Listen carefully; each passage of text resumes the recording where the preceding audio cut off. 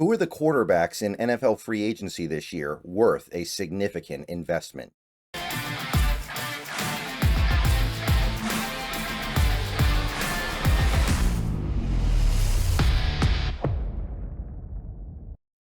What's going on, everybody? Good morning. It is Thursday. We're closing in on the weekend, first weekend post NFL football. No football now, no football to look forward to in the imminent future. Nothing but green grass between us and the combine, and then free agency, and then the draft. So, still got work to do, but we are making good headway through the free agency list. We have done a good job covering the positions where I think the Seahawks need to at least strongly consider adding on. Now we're moving into positions where I think there is a lower priority. If you go back to my needs chart that I put together a couple of weeks ago, you can see that we've made our way through the high needs, left guard, nose tackle, linebacker, and we've made our way through the medium needs, center and cornerback. Now, keep in mind, this stuff can change at any time, right? If we trade Reek Woolen, cornerback probably becomes a high need, or very close to it. If we cut Lockett, receiver becomes a medium need. If we were to cut Draymond Jones and Uchenna Nwosu, we'll talk about Nwosu a little bit more later today, by the way, that definitely, edge rusher definitely becomes a much bigger need, maybe even a high need. Tight end, if Noah Fant goes, that becomes a pretty pressing need. So there's still a lot that we don't know. But all we can do is go on what we do know right now. And what we do know right now is our current roster, and we have some idea of who is likely to be let go, and we have some idea who is likely to be retained. So taking the roster as it is at this moment, as of me recording this video, these are the 5 positions I consider to be of some urgency. And now we're on to positions where there is reduced or no urgency to add on. So today we're going to start with the first position in the low need tier, which is quarterback. Now, theoretically, this can change, right? If the Seahawks were to decide to move off of Sam Howell, then they would need a backup quarterback, and that might elevate things a little bit. If they were to move off of Geno Smith, then that would elevate things a lot. Suddenly, quarterback becomes a high need because at that point, you wouldn't really have one, or at least not one you feel very good about. So keep in mind, anything can change at any time. So I will say, I seriously doubt that much is going to happen at the quarterback position for the Seahawks right now. It's becoming pretty clear from my perspective that Geno Smith is going to get extended. And I think the team likes Sam Howell enough, given that he's going to be extremely cheap for 2025, to keep him around for one more year. So I don't think there is any real urgency behind looking to add a quarterback. If you did, I imagine you do it in the draft. I don't think you would sign a veteran. But let's go through the names anyway, because I think we're all aware that anything can happen. And this team is one Geno Smith move away from suddenly really needing a quarterback, and probably a pretty good one, because I don't think this team wants to bet an important pivotal season on Sam Howell's competency at quarterback.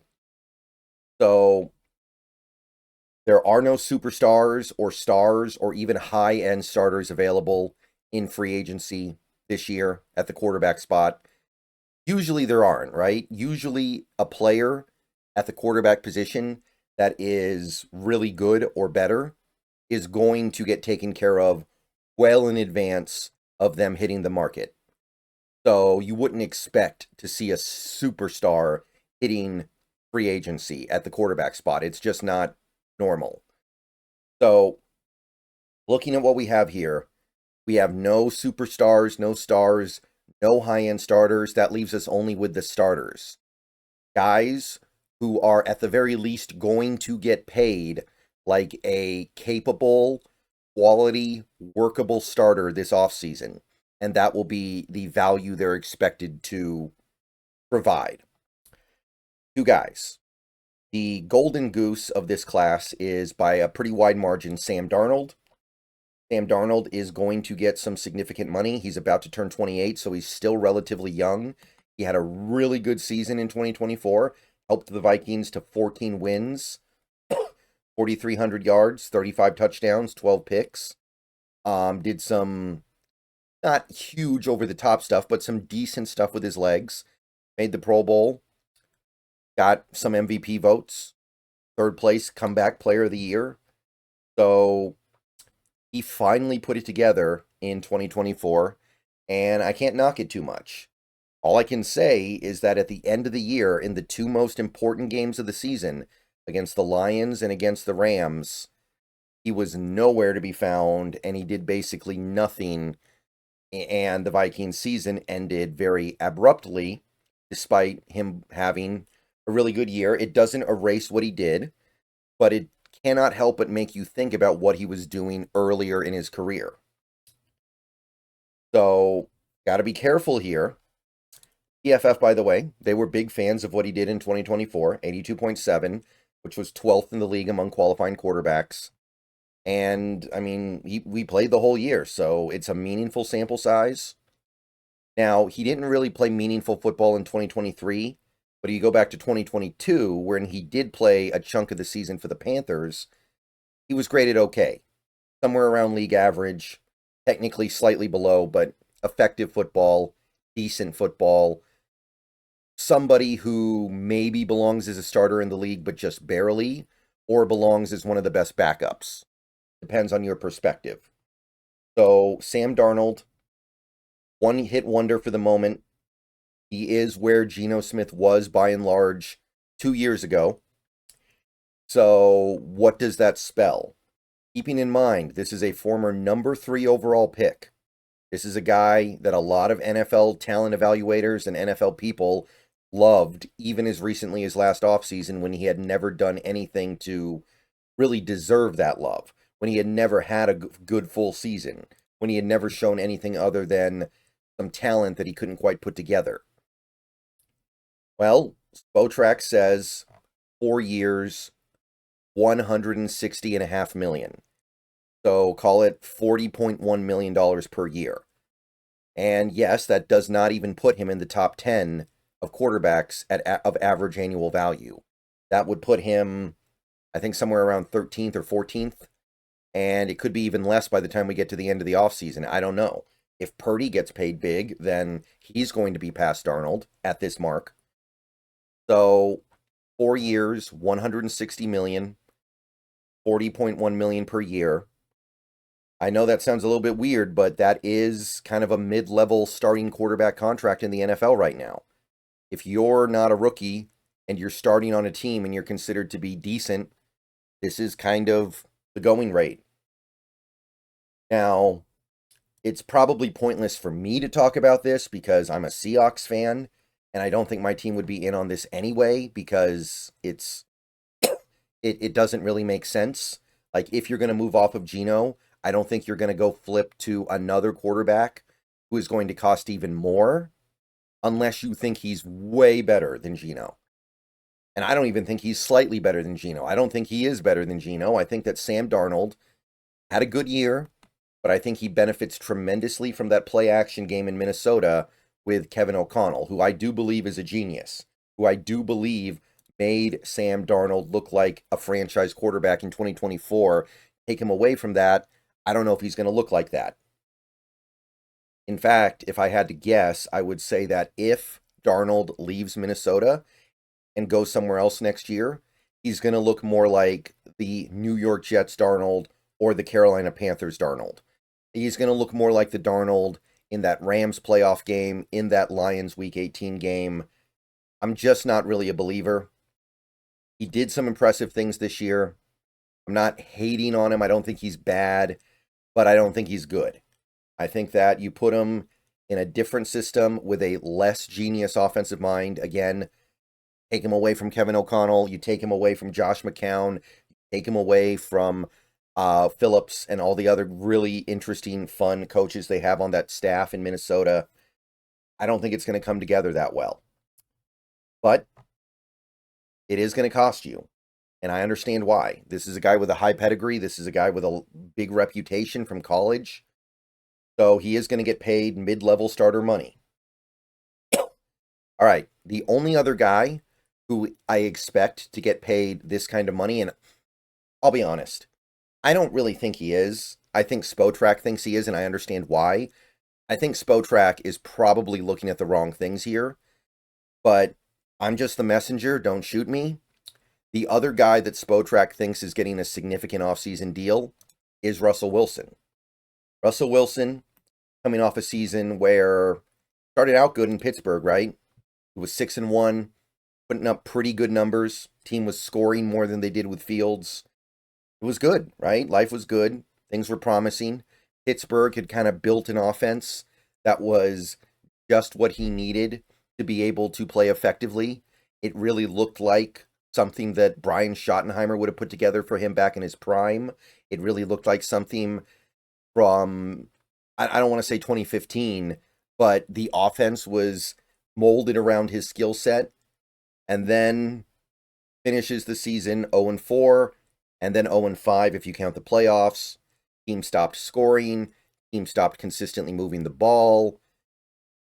Everything kind of went out the window.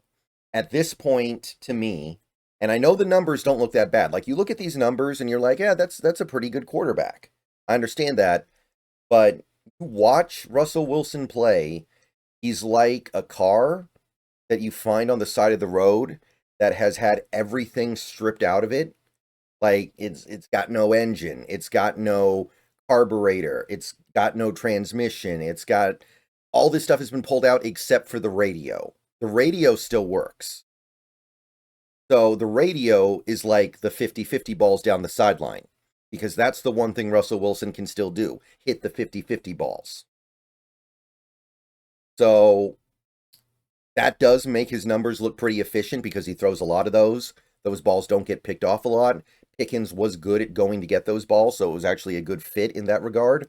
That's why Pro Football Focus graded him pretty well in 2024, 77.5, which, I mean, it's barely top 20 among quarterbacks. So you can see that quarterbacks that are good get really, really high scores from PFF. Like, 77.5 seems really good, but then you look at how it compares to other quarterbacks and you're like, things are skewed a little bit. Like, they're not normalizing to where 60 is average, it seems like. But anyway, by the way, fun fact, previous year in Denver, exact same PFF grade. Exact same, 77.5. Little fun oddity there. Hard to do. Probably not easy to do that. But again, the reason why he's here, Spotrac thinks he's getting paid 2 years, $77.5 million, $38.7 million per season. I mean, that's just a little bit less than what Darnold's getting. It's not as good as Darnold. Darnold's getting long-term money that Wilson isn't here, but it's not terribly far off. And if he does get that, he would still be probably below average in terms of starting quarterbacks, in terms of average annual salary. Bunch of quarterbacks are getting over $50 million a year. Most of the starters are getting around at or over 40, right? So this would still be a below average salary. Now, I'm very skeptical that he's going to get this, personally. I imagine, personally, that it's going to be more like what Darnold got last year. 1 year, $10 million. We're going to give you something to make you bother getting out of bed, but you need to prove something a little bit more than what we've seen lately, right? You need to prove that your 5-game losing streak to end your Pittsburgh run was not who you are. Because this guy is older. He's 36, going to turn 37 in the middle of the year. And I just don't think this kind of money is going to be there for him, especially when you look at the teams that are likely to go after him. Like, why would the Giants, like a lot of people are saying the Giants are going to get Wilson.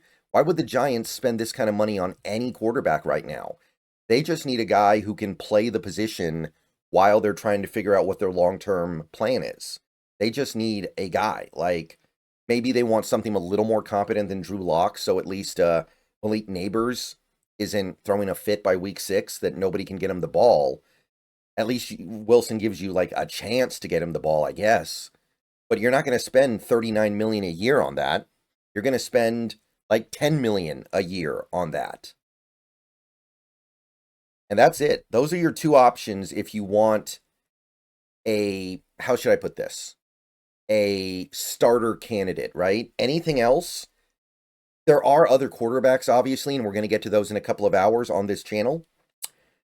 But these are the two guys who you should be able to have some amount of confidence in, right?